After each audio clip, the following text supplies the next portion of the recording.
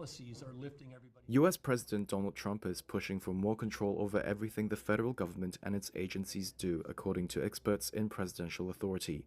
They say a string of high-profile firings last week could undermine public trust in agencies that are meant to provide expertise while operating above party politics.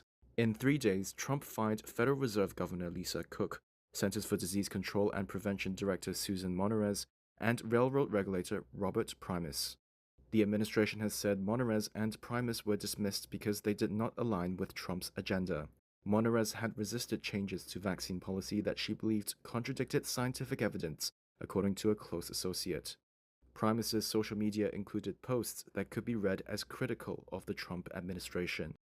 Jane Manners, an associate professor of law at Fordham University, said Trump's firings could generate risks to institutions Monarez and Primus belonged to. People who are in charge of making these really important decisions about safety of consumer products, public health, our economy. We don't want those people to be influenced by political pressure. We want instead their decisions to be based on expertise. They want them to be kind of bound by the rule of law. We want them to be based on evidence. We want them to be kind of subject to the rigors of decision making absent political pressure. Meanwhile, the administration has accused Cook of mortgage fraud, which she denies. But Trump made clear another reason for her removal. He said Tuesday at a cabinet meeting he'll soon have a majority of loyalists on the Fed's Board of Governors, which helped set the interest rates that Trump wants lowered. Most U.S. presidents steer clear of commenting about the Federal Reserve, let alone influencing monetary policy or knocking members off the Board of Governors. But Trump has challenged the norm. In an unprecedented place already. How far it will go depends on how institutions and people respond, right? How will the courts respond?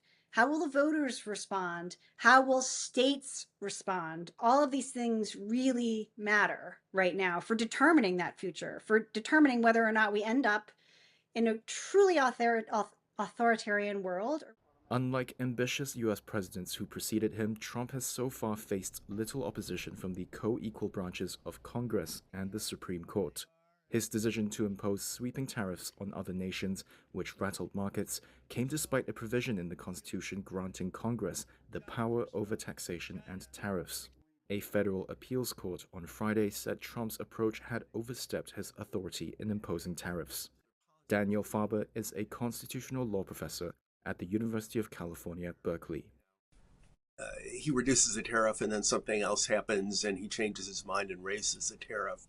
But what stays the same is the use of presidential authority, or what he at least believes is presidential authority, to make decisions that have really vast consequences for the economy, without any specific congressional authorization to pursue this policy. You know, part of the constitutional scheme, it's not just that courts could operate as a check, but Congress is supposed to be active in protecting its own rights and in, sort of generally standing up for, the interests of society where Congress disagrees with the president.